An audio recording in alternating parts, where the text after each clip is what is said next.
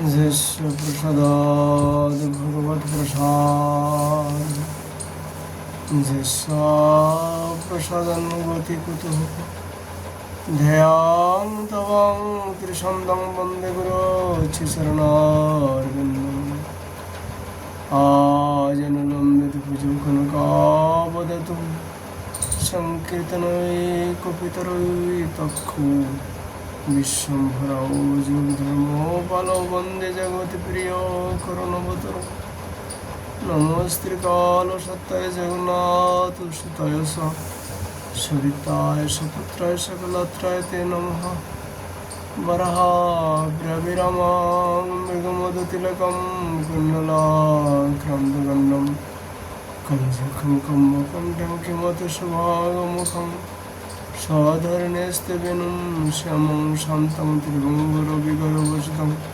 भूषितं वैजन्तं वन्दे वृन्दावनस्थं विभूतिशतोभृतं ब्रह्मगोपालवशम् तप्त कंचन गौरंगी राधे वृंदावनेश्वरी वृषभानुसुते देवी तं नमामि हरे प्रिये वंशाकल्पतरुभ्यश्च कृपासिन्धुभ्येव च पतितानां पावनेभ्यो वैष्णवेभ्यो नमो नमः। श्रीमद्भागवत महापुराण की जय। श्रीमद्भागवत महापुराण की जय। बद्री विशाल भगवान की जय।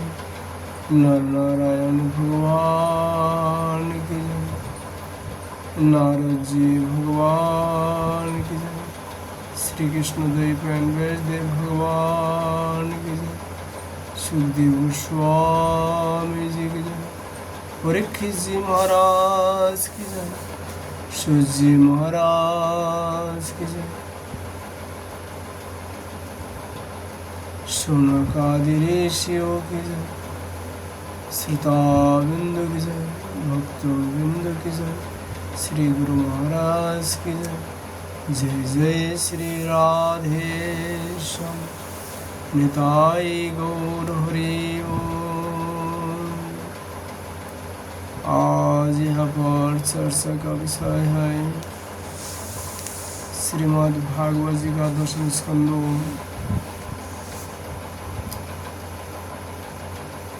एकोनपंचाशम अध्याय अक्रूर जी का हस्तिनापुर जाना। श्री शुगोवाच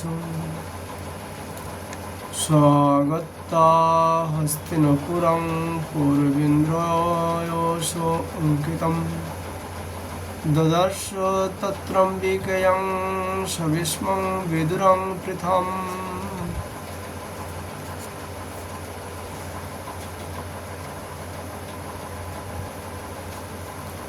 श्री सुखदेव गोस्वामी जी राजा परीक्षित से कहा, परीक्षित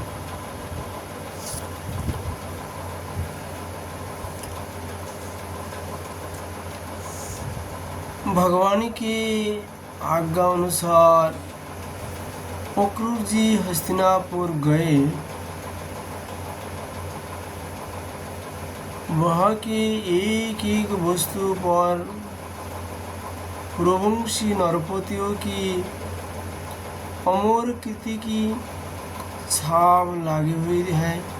वे वहाँ पहले धृतराष्ट्र, भीष्म, विदुर, कुंती, वहलिक और उनके पुत्र सोमदत्त, द्रोणाचार्य, कृपाचार्य, कर्ण, दुर्योधन, द्रोण पुत्र अश्वत्थामा, युधिष्ठिर आदि पांचों पांडव तथा अनन्य इष्ट मित्र से मिले। जब गांधी नंदन अक्रूर जी सब इष्ट मित्रों और संबंधियों से भलीभांति मिल चुके, तब उनसे उन लोगों ने अपने मथुरावासी स्वजन संबंधियों की कुशल खेम पूछी। उनका उत्तराधिकार अक्रूर जी ने भी हस्तिनापुर वासियों के कुशल मंगल के संबंध में पूछताछ की। भगवान सुखदेव जी कहते, परीक्षित, अक्रूर जी यह जानने के लिए ही धृतराष्ट्र पांडवों को साथ कैसा व्यवहार करते हैं कुछ मान्यता वही रहे। सच पूछो तो धृतराष्ट्र अपने दुष्ट पुत्रों की इच्छा से विपरीत कुछ भी करने का साहस न था। वे शकुनी आदि दुष्टों की सलाह के अनुसार ही काम करते थे। अक्रूर कुंती और विदुर ने यहाँ बतलाया कि धृतराष्ट्र के लड़के दुर्योधन आदि पांडवों को प्रभाव, शस्त्र कुशल, बल, वीरता तथा विनय आदि सद्गुणों देख देख कर उनसे जलते रहते हैं। जब वे यह देखते हैं कि प्रजा पांडवों से ही विशेष प्रेम रखती है तब तो वे और भी सिर जाते और पांडवों का अनिष्ट करने पर उतारू हो जाते। अब तक दुर्योधन आदि धृतराष्ट्र के पुत्रों ने पांडवों पर कोई बार वेशदान आदि बहुत से अत्याचार किए हैं और आगे भी बहुत कुछ करना चाहते हैं। जब अक्रूर कुंती के घर आए तब वहाँ अपने भाई के पास जा बैठे। अक्रूर को देखकर कुंती के मन में अपने मायके की स्मृति जाग गई और नेत्र में आंसू भर आए। उन्होंने कहा, प्यारे भाई, क्या कभी मेरे माँ बाप, भाई बहन, भतीजे, कुल की स्त्रियाँ और सखी सहेलियाँ मेरी याद करती है? मैंने सुना है कि हमारे भतीजे भगवान श्री कृष्ण और कमल नयन बलराम बड़े ही भक्तों, वत्सल और शरणागत रखोगे। क्या वे कभी अपने इन फुफरे भाइयों को भी याद करते हैं? मैं शत्रुओं को बीच घेर कर शोकाकुल हो रहे हो। मेरी वही दशा है जैसे कोई हरिणी भेड़ियों को बीच में पड़ गई हो। मेरे बच्चे बिना बाप के हो गए हैं। क्या हमारे श्री कृष्ण को भी यहाँ आकर मुझको और इन अनाथ बालकों को सांत्वना देंगे? श्री कृष्ण के अपने सामने समझकर कुंती कहने लगी, सच्चिदानंद स्वरूप श्री कृष्ण, तुम महायोगी हो, विश्वात्मा हो और तुम सारे विश्व के जीवन दाता हो। गोविंदो, मैं अपने बच्चों को साथ दुख पर दुख भोग रहे हूँ, तुम्हारे शरण में आए हूँ। मेरी रक्षा करो, मेरे बच्चे को बचाओ। मेरे श्री कृष्ण या संसार में तुम्हारे हैं और तुम्हारे चरण मुख देने वाले हैं। मैं देखती हूँ कि जो लोग इस संसार से डरे हुए हैं उनके लिए तुम्हारे चरण कमल के अतिरिक्त और कोई शरण और कोई सहारा नहीं है। श्री कृष्ण, तुम माया के लेस से रहित परम शुद्ध हो। तुम स्वयं परम ब्रह्म परमात्मा हो, समस्त साधनों, जोगों और उपाय के स्वामी हो तथा स्वयं जोग भी हो। श्री कृष्ण, मैं तुम्हारी शरण में आई हूँ, तुम मेरी रक्षा करो।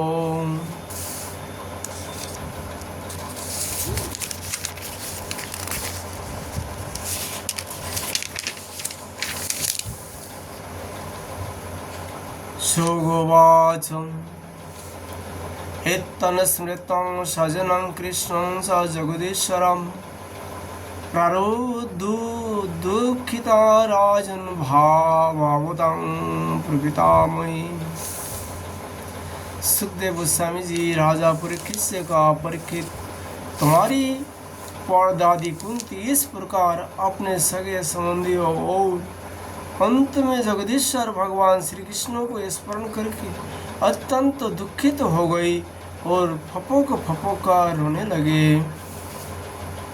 अक्रूर जी और विदुर जी दोनों ही सुख और दुख को समान दृष्टि से देखते थे। दोनों यशस्वी महात्माओं ने कुंती को उसके पुत्र के जन्मदाता धर्म, वायु आदि देवताओं की याद दिलाई और यह कहा कर कही, तुम्हारे पुत्र अधर्म का नाश करने के लिए ही पैदा हुए हैं। बहुत कुछ समझाया बुझाया और सांत्वना दी। अक्रूर जी जब मथुरा जाने लगे तब राजा युधिष्ठिर के पास आए।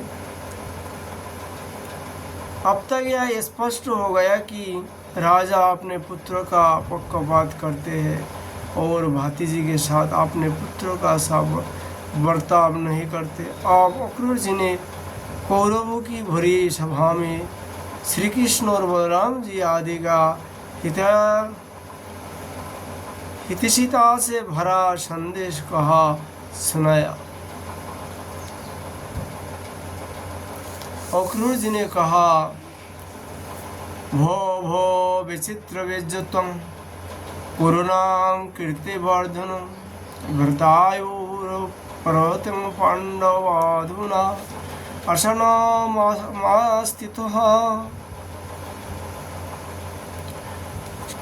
अक्रूर जी बोले, महाराज धृतराष्ट्र, आप कुरुवंशियों की उज्ज्वल कृति को और भी बढ़ाइए। आपको यह काम विशेष रूप से इसलिए भी करना चाहिए कि अपने भाई पांडु के परलोक सिधार जाने पर अब आप राज्य सिंहासन के अधिकारी हुए हैं। आप धर्म से पृथ्वी का पालन कीजिए, अपने सद्व्यवहार से प्रजा को प्रसन्न रखिए और अपने स्वजनों को साथ समान बर्ताव कीजिए। वैसे करने से ही आपको लोक में यश और परलोक में सद्गति प्राप्त होगी। यदि आप इसके विपरीत आचरण करेंगे तो इस लोक में आपकी निंदा होगी और मरने के बाद आपको नरक में जाना पड़ेगा। इसलिए अपने पुत्रों और पांडवों को साथ समानता का बर्ताव कीजिए। आप जानती है कि इस संसार में कभी कोई किसी के साथ सदा नहीं रह सकता। जिनसे जुड़े हुए हैं उनसे एक दिन बिछड़ना पड़ेगा ही। राजन, यह बात अपने शरीर के लिए भी सुलो आने सत्य है। फिर स्त्री पुत्र धन आदि को छोड़कर जाना पड़ेगा। इसके विषय में तो कहना ही क्या है। जीव अकेले ही पैदा होता है और अकेला ही मरकर जाता है। अपने करनी धरनी का पाप पुण्य का फल भी अकेला ही भुगता है। जिन स्त्री पुत्रों को हम अपना समझते हैं वे तो हम तुम्हारे अपने हैं।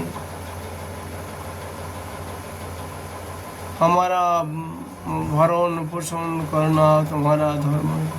इस प्रकार की बातें बनाकर मूर्ख प्राणियों के अधर्म से इकट्ठे किए हुए धन को लूट लेते। जैसे जल में रहने वाला जंतु के सर्वस्व जल को उन्हीं के संबंधी चाट जाते। यह मूर्ख जीव जिन्हें अपना समझकर अधर्म करके भी पालता पोसता है, वे ही प्राण धन और पुत्र आदि इस जीवों को असंतुष्ट छोड़कर ही चले जाते हैं। जो अपने धर्म से विमुख है, सच पूछिए तो यह अपना लौकिक स्वार्थ भी नहीं जानता।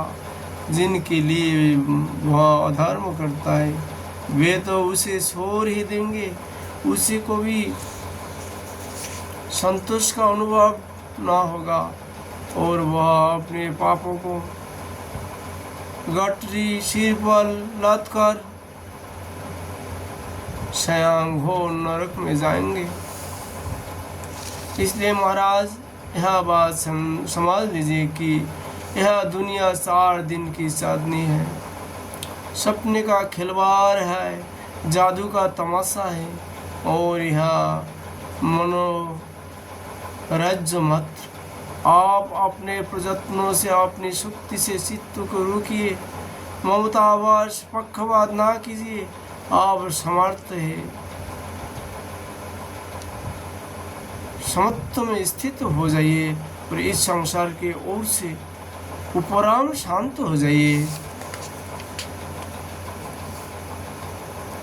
धृतराष्ट्रोवाच जथो वदति कल्याणं वाचं दानोपते भवान् तथा नया न तिक्तामिमर्तं प्राप्तं यथामृतम्।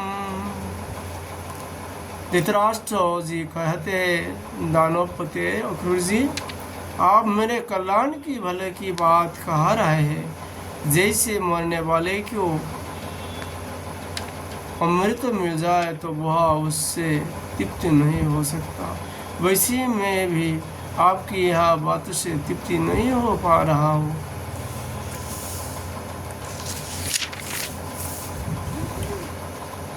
फिर भी हमारे हितैषी अक्रूर जी, मेरे चंचल चित्त में आपकी यह प्रिय शिक्षा तनिक भी नहीं ठहर रही है, क्योंकि मेरा हृदय पुत्र की ममता के कारण अत्यंत विषम हो गए हैं। जैसे स्फटिक पर्वत के शिखर पर एक बार बिजली कूदती है और दूसरी ही क्षण अंतर्धान हो जाती है, वही दशा अब आपके उपदेशों की है।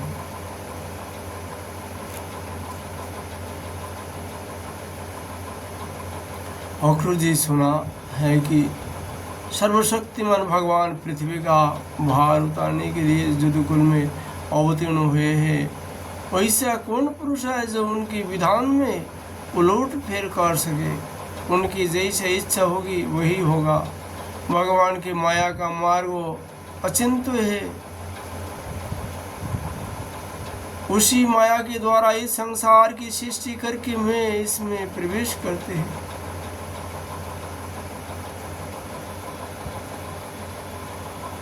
उसी माया के द्वारा इस संसार की सृष्टि करके वे उसी में ही प्रवेश कर जाते हैं और कर्म तथा कर्म फलों का विभाजन कर देते हैं। इस संसार के चक्र की वेरोक टोक चला में उनकी अचिंत्य लीला शक्ति के अतिरिक्त और कोई कारण नहीं है। मैं उन्हें परम शक्तिशाली प्रभु को नमस्कार करता हूँ। सुखदेव गोस्वामी जी कहते हैं, अत्विप्रत निरपेतिरभिप्रायं सा जादव स्वेदिभिं समनुज्ञात पुनर्जदो पुरीमोदगा। इस प्रकार अक्रूर जी महाराज युधिष्ठिर का अभिप्राय जानकर और कुरुवंशी सजन संबंधियों से प्रेम पूर्वक अनुमति लेकर मथुरा लौट आए। प्रेक्षित उन्होंने वहाँ भगवान श्री कृष्ण और बलराम जी के सामने धृतराष्ट्र का वह सारा व्यवहार बर्ताव जो वे पांडवों को साथ करते हैं कहा सुनाया, क्योंकि उनको हस्तिनापुर भेजने का वास्तव में उद्देश्य भी यही था। एति श्रीमद्भागवते महापुराणे परम महापुराणे वैयासिकं अष्टादशसहस्रायां परमहंसं संहितां दशमस्कन्धे पूर्वार्धे एकरूपनिषदध्यायं समाप्तुमेदं दशमस्कन्ध पूर्वार्धं। श्री कृष्ण अर्पणमस्तु। आज हम लोग भागवत जी का कथा यही विश्राम देता हूँ। राधा माधव जी का कृपा हो तो फिर कल दशमस्कन्ध उत्तरार्ध से प्रारंभ करूँगा। राधे राधे।